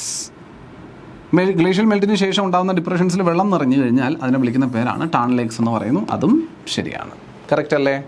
That's it. അടുത്ത ചോദ്യം, The term serrated ridges is often used to describe. കണ്ടോ ചോദ്യം വന്നേക്കുന്നുണ്ട് ഇതിൻ്റെ serrated ridge. ഇങ്ങനെ ചോദ്യം ചോദിക്കും കേട്ടോ. അത് ഹൈലി പ്രോബബിൾ ആണ് ഇങ്ങനത്തെ ചോദ്യങ്ങൾ വീണ്ടും ചോദിക്കാൻ. The term serrated ridges is often used to describe which of the following glacial landform? മൊറൈൻസിനെയാണോ, അരീറ്റേഴ്സിനെയാണോ, എസ്കറിനെയാണോ, ഔട്ട് വാഷ് പ്ലെയിനെയാണോ? പലരും ഇത് പഠിക്കാത്ത കുട്ടികളെ സംബന്ധിച്ചിടത്തോളം ഇതൊക്കെ ആദ്യമായിട്ട് കേൾക്കുന്നതായിരിക്കും. ഏതാണ് സെറേറ്റഡ് റിഡ്ജസ് എന്ന് വിളിച്ചിരുന്നത്? അരീറ്റേഴ്സ്. ഓപ്ഷൻ ബി ശരിയല്ലേ? അരീറ്റേഴ്സിനെ otherwise called as serrated ridges എന്ന് നമ്മൾ പഠിച്ചു. എല്ലാവരുടെയും അതർവൈസ് നെയിം നിങ്ങൾ പഠിച്ചു വെച്ചോണം കേട്ടോ. അല്ലെങ്കിൽ അറിയപ്പെടുന്ന പേരുകളെ നിങ്ങൾ കൃത്യമായിട്ട് പഠിച്ചു വെച്ചോണം, ഇല്ലെങ്കിൽ പണിയിട്ടും കേട്ടോ. അത് പൊതുവേ ചോദിക്കാൻ സാധ്യത കൂടുതലുള്ളൊരു ചോദ്യമാണ്. ക്ലിയർ അല്ലേ? അടുത്ത ചോദ്യം, Consider the following statements regarding glacial till. It consists of sorted sediment deposits by glacial meltwater. Sorted ആണോ? നമ്മൾ പഠിച്ചതാണത്. അൺസോർട്ടഡ് ആണ്. അതിനകത്ത് വലുതും ചെറുതും ഒക്കെ ആയിട്ടുള്ള പാർട്ടികളുണ്ട്. അപ്പോൾ അൺസോർട്ടഡ് ആണ് കാണേണ്ടത്. അപ്പോൾ സോർട്ടഡ് അല്ല. അപ്പോൾ ഒന്നാമത്തത് തെറ്റി. എഗെയിൻ ഉത്തരം കിട്ടി. 1 തെറ്റാണെങ്കിൽ എ പോയി, സി പോയി, ഡി പോയി. ഉത്തരം ബി ആണ് ശരി ഉത്തരം. കണ്ടോ?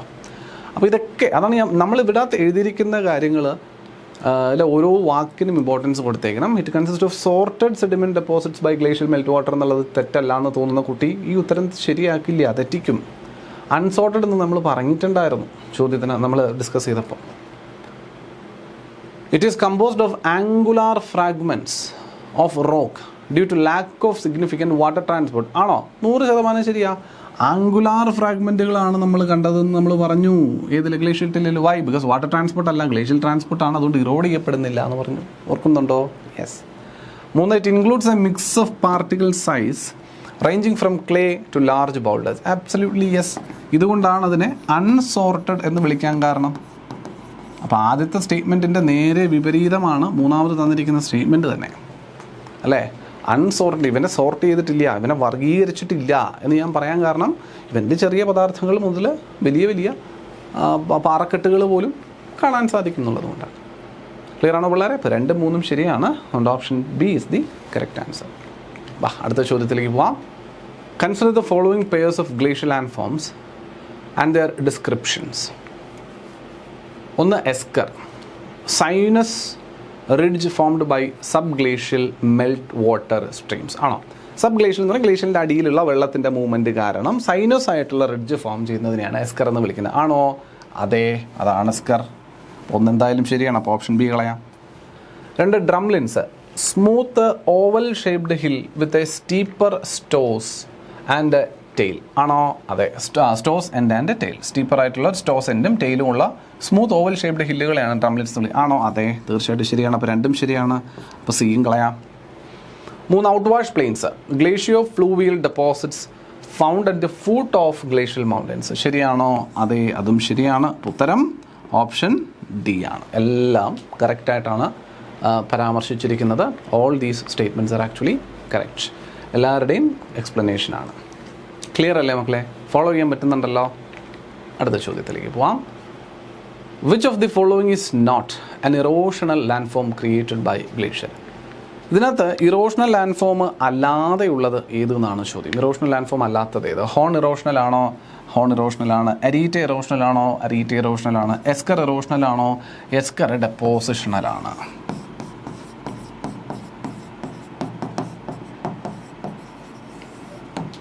എസ്കർ ഡെപ്പോസിഷനിലാണ്. സൈനസ് ആയിട്ട് അണ്ടർ വാട്ടർ മെൽറ്റിങ് കാരണം ഉണ്ടാകുന്ന ലാൻഡ് ഫോം ആണെന്നൊക്കെ പറഞ്ഞാൽ നമ്മൾ പഠിച്ച് ഓർക്കുന്നുണ്ടോ എന്ന് അറിയത്തില്ല. അതാണ് എസ്കർ. സിർക്യൂ ഇറോഷണലാണ്. ഉത്തരമായല്ലോ. ഏതാണ്? Option C. Answer is option C. Esker is the correct answer. എസ്കർ എന്തല്ല? ഇറോഷണൽ അല്ല, നോട്ട് ആൻ ഇറോഷണൽ എന്നാണ് ചോദ്യം. That is eskers. ക്ലിയർ? അടുത്ത ചോദ്യം. മാച്ച് ദ ഫോളോയിങ് ആയിട്ട് വന്നിരിക്കുന്ന ചോദ്യമാണ്. Very good. It's a nice question. Match the following ആയിട്ട് നമുക്ക് പ്രതീക്ഷിക്കാം കേട്ടോ. ചോദ്യം വന്നാൽ നല്ലതാണ്. ലിസ്റ്റ് 1 എസ്കറും സിർക്യൂവും മൊറൈനും അരീറ്റയും ഉണ്ട്. List 2 erosional ridge between 2 glacier എന്നുണ്ട്. Subglacial melt water deposit എന്നുണ്ട്. അക്യൂമുലേഷൻ ഓഫ് ഗ്ലേഷ്യർ ടിൽ എന്നുണ്ട്. ഡീപ്പനിങ് ഓഫ് മൗണ്ടൻ ഹോളോ എന്നുണ്ട്. ഏതാണ് ഇതിൻ്റെ കൃത്യമായിട്ടുള്ള ഉത്തരങ്ങളെന്ന് നമുക്ക് നോക്കാം. നമുക്ക് 1-2 പേര് അറിയുന്നവരെ കണക്ട് ചെയ്ത് തന്നെ. ഇപ്പോൾ sub glacial melt water deposit ആണ് എസ്കർ എന്ന് നമുക്കറിയാം. അപ്പോൾ എ എന്ന് പറയുന്നത് 2 കണക്ട് ചെയ്യണം. A 2 കണക്ട് ചെയ്യുമ്പോൾ എനിക്ക് ഓപ്ഷൻ ബി കളയാം, ഓപ്ഷൻ ഡി കളയാം. ഓക്കെ. ഇനി C3 ആണെന്ന് എന്തായാലും ഉറപ്പാണ്. C3 ആണെന്ന് ഉറപ്പാണ്, കാരണം ഇതിൽ രണ്ടിലും C3 കിടക്കുന്നത്. ഇനി ബിയും ഡിയും ആണ് വ്യത്യാസം വരേണ്ടത്. Okay. Erosional ridge between 2 glacier. ഒരു റിഡ്ജ് ഫോർമേഷൻ എന്ന് പറഞ്ഞത് ആരെയാണ്? അരീറ്റേനെയാണ്. അരീറ്റേന റിഡ്ജ് ഫോർമേഷൻ എന്ന് പറഞ്ഞത്. സോ D1 ആണ് കണക്ട് ചെയ്യേണ്ടത്. അതുകൊണ്ട് ഓപ്ഷൻ സിയും പോയി. ഉത്തരം ഈസ് ഓപ്ഷൻ എ. ഇത്രയേ ഉള്ളൂ, സിമ്പിൾ. അപ്പോൾ നമുക്കൊരു 2-3 പേര് ഇപ്പോൾ മാച്ച് ദ ഫോളോയിങ് ഒക്കെ വരുമ്പോൾ ഒരു ഗുണം അതാണ്. 2-3 പേരെ അറിയാമെങ്കിൽ നമുക്ക് സുഖമായിട്ട് ഉത്തരം 4 പേരോ 5 പേരോ തന്നാൽ കൂടി 5 പേരുള്ളൊരു ക്വസ്റ്റ്യൻ ആണെങ്കിൽ പോലും 3 പേരെ തന്നു കഴിഞ്ഞാൽ നമുക്ക് സുഖമായിട്ട് അതിൻ്റെ ഉത്തരം കണ്ടെത്താനായിട്ട് പറ്റിയേക്കുന്നുള്ളതാണ്. So answer is option A. Clear ആണല്ലോ? എസ്കർ എന്ന് പറയുന്നത് subglacial melt water deposit ആണ്. ഇവിടെ എസ്കറിന് പകരം ഡ്രംലിൽ നിന്ന് തന്നിരുന്നെങ്കിലും ഇതേ എന്താ പറയുക ആൻസർ കറക്റ്റ് ആവുക. എസ്കർ എന്ന് പറയുന്നത് ഡ്രംലിൽ നിന്ന് തന്നെ. ഇപ്പോൾ സിർക്യൂ എന്ന് പറയുമ്പോൾ നമ്മൾ ആംഫി തിയേറ്റർ ലൈക്ക് സ്ട്രക്ചർ എന്നൊക്കെ പറയും പഠിച്ചുവെങ്കിൽ ഇവിടെ അതേ പരാമർശമേ വന്നിട്ടില്ല. ഇവിടെ നോക്കിയേ, ഡീപ്പനിങ് ഓഫ് മൗണ്ടൻ ഹോളോ അങ്ങനെ എന്നിട്ടുള്ളൂ. അതെ, ശരിയാണ്, അതിന് തെറ്റൊന്നുമില്ല. മൗണ്ടെയിൻ നിന്ന് ഹോളോ ആക്കി ഡീപ്പൻ ചെയ്യുന്ന പ്രോസസ്സാണ് സിർക്യൂസ് ചെയ്യുന്നതെന്ന് പറയാം. ശരിയാണ് ഒരു പരിധി വരെ. അപ്പോൾ ബാക്കിയുള്ളതെല്ലാം കണക്റ്റഡ് ആകുമ്പോൾ ഇതിനെ മാത്രം മാറ്റി നിർത്തേണ്ട കാര്യം. പക്ഷേ ഇത് മാത്രം വെച്ചിട്ടാണെങ്കിൽ നമുക്ക് സിർക്യൂമായിട്ട് ഇതിനെ കണക്ട് ചെയ്യാൻ ഒരു ചെറിയ വ്യാകുലത ഉണ്ടാവും, അല്ലെങ്കിൽ ചെറിയൊരു കൺസേൺ ഉണ്ടാവും. പക്ഷേ ബാക്കിയുള്ളവരൊക്കെ കറക്റ്റ് ആയിട്ട് പിന്നെ അവസാനം ഇവനുമായിട്ട് മാത്രമേ മാച്ച് ചെയ്യാനുള്ളൂ എന്ന് വന്നപ്പോൾ നമ്മൾ മാച്ച് ചെയ്യാൻ റെഡിയായി എന്നുള്ളതാണ്. ഇത് മാത്രമായിട്ട് തന്നിരുന്നെങ്കിൽ നമുക്ക് കൺഫ്യൂഷൻ വന്നേനെ. പക്ഷേ ഇനി ഒന്ന് നോക്കി വെച്ചേക്കണം, ഇങ്ങനെ ഒരു പരാമർശം സിർക്യൂമായി ബന്ധപ്പെട്ട് വന്നാലും അതിനെ നമുക്ക് ശരിയായിട്ട് പരിഗണിക്കാൻ സാധിക്കുന്നതാണ് എന്നുള്ളത് ഒന്ന് അറിഞ്ഞിരിക്കാം. ക്ലിയർ ആണോ പിള്ളേരെ? That's it. അപ്പോൾ ഇത്രയുമേ ഉള്ളൂ നമ്മുടെ ഇന്നത്തെ ഈ ഒരു ഗ്ലേഷ്യൽ ഡെപ്പോസിറ്റ്സ് ആൻഡ് ഇറോഷണൽ ഫീച്ചേഴ്സുമായിട്ട് ബന്ധപ്പെട്ട് നിങ്ങൾക്ക് ഒന്ന് മനസ്സിലാക്കിയിരിക്കേണ്ട അല്ലെങ്കിൽ പഠിച്ചിരിക്കേണ്ടതായിട്ടുള്ള ഏരിയാസ് എന്ന് പറയുന്നത്. ഇനി ഒരു കാര്യം കൂടി പഠിച്ചാൽ നമ്മുടെ ഓഷൻസ് അല്ലെങ്കിൽ വേവ്സ് ക്രിയേറ്റ് ചെയ്യുന്ന ലാൻഡ് ഫോംസും കൂടി ഒന്ന് പഠിച്ചു കഴിഞ്ഞാൽ ഈ ഒരു ലാൻഡ് ഫോം എന്ന് പറയുന്ന ഏരിയ നമുക്ക് കംപ്ലീറ്റ് ആയിട്ട് അന്ന് തീർന്നു കിട്ടും. അത് നമുക്ക് അടുത്ത ക്ലാസ്സിൽ നോക്കാം. അപ്പോൾ ഇന്നത്തെ ക്ലാസ്സിൽ നമ്മൾ ഡിസ്കസ് ചെയ്തത് ഗ്ലേഷ്യൽ ലാൻഡ് ഫോംസ് ആണ്. ഇറോഷണൽ ലാൻഡ് ഫോംസിനെയും ഡെപ്പോസിഷണൽ ലാൻഡ് ഫോംസിനെയും നമ്മൾ നോക്കി. ഇറോഷണൽ ലാൻഡ് ഫോംസ് എന്നത് അരീറ്റേഴ്സ്, അതുപോലെ സിർക്യൂസ്, ടാൺ ലേക്ക്, അതുപോലെ ഹോണ് അല്ലേ, ഇങ്ങനെയുള്ള ആൾക്കാരൊക്കെയാണ് നമ്മുടെ erosional features of glacial land forms എന്ന രീതിയിൽ നമ്മൾ പഠിച്ചത്. അതുപോലെ ഡെപ്പോസിഷണൽ ലാൻഡ് ഫോംസ് ആയിട്ട് നമ്മൾ ഗ്ലേഷ്യൽ ടിൽസ് പഠിച്ചു, മൊറൈൻസ് പഠിച്ചു, ഡ്രംലിൻസ് പഠിച്ചു, എസ്കേഴ്സ് പഠിച്ചു, അതുപോലെ ഔട്ട് വാഷ് പ്ലെയിൻസ് എന്നുള്ള കോൺസെപ്റ്റ് പഠിച്ചു. അതെല്ലാം depositional ഫീച്ചേഴ്സുമാണ്.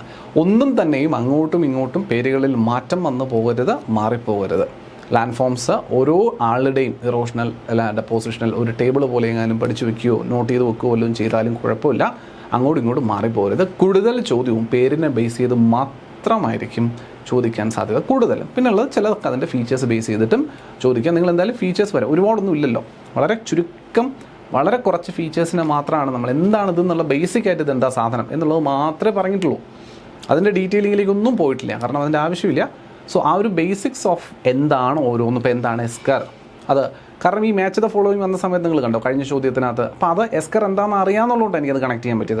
Under water മെൽറ്റാണ്, under water എന്നല്ല അണ്ടർ ഗ്ലേഷ്യൽ മെൽറ്റാണ്, അല്ലെങ്കിൽ അണ്ടർ ഗ്ലേഷ്യൽ മെൽറ്റ് കാരണം ക്രിയേറ്റ് ചെയ്യപ്പെടുന്ന ലാൻഡ് ഫോമാണ് ഇവൻ എന്നെനിക്ക് മനസ്സിലായതുകൊണ്ടാണ് എനിക്ക് എസ്കറിനെ ഇവിടെ കണക്ട് ചെയ്യാൻ പറ്റിയത്. അല്ലാതെ കേവലം എസ്കർ എന്ന് പറയുന്നത് ഒരു depositional land form of glacier ആണെന്ന് മാത്രം പഠിച്ചൊരു കുട്ടിയെ സംബന്ധിച്ചിടത്തോളം ആ ചോദ്യത്തിന് ഉത്തരം എഴുതാൻ പറ്റാണ്ട് പോകും. മനസ്സിലാവുന്നുണ്ടോ? സോ ബേസിക് എന്താണ് ഇവൻ എന്നുള്ളതും കൂടി ഒന്ന് പഠിച്ചു പോകുമ്പോൾ കാര്യങ്ങൾ പൂർത്തിയായി കഴിഞ്ഞു. അത് നമ്മുടെ പരീക്ഷയുടെ പെർസ്പെക്റ്റീവിൽ നമുക്ക് നോക്കി എടുക്കേണ്ടതുള്ളൂ. ക്ലിയർ ആണല്ലോ? സോ ഇന്ന് നമ്മൾ ഡിസ്കസ് ചെയ്ത ഈ glacial land forms, erosional as well as depositional land forms നിങ്ങൾക്ക് എല്ലാവർക്കും മനസ്സിലായെന്ന് പ്രതീക്ഷിക്കുന്നു. വളരെ ലളിതമായി വളരെ ചുരുക്കം കാര്യങ്ങളോടുകൂടി മാത്രമാണ് എക്സ്പ്ലെയിൻ ചെയ്ത് പോയിരിക്കുന്നത്. അതുകൊണ്ട് തന്നെയാണ് വളരെ പെട്ടെന്ന് കാര്യങ്ങൾ കഴിയുകയും ചെയ്തത്. അടുത്ത ക്ലാസ്സിൽ നമുക്ക് വേവ്സുമായി ബന്ധപ്പെട്ട് വരുന്ന സമാനമായ ലാൻഡ് ഫോമിനെ കൂടി കണ്ടുകൊണ്ട് ഈ ഒരു ഏരിയ വൈൻഡപ്പ് ചെയ്യാം. അടുത്ത ക്ലാസ്സിൽ കാണുന്നതുവരെ എല്ലാവർക്കും നമസ്കാരം. Thank you.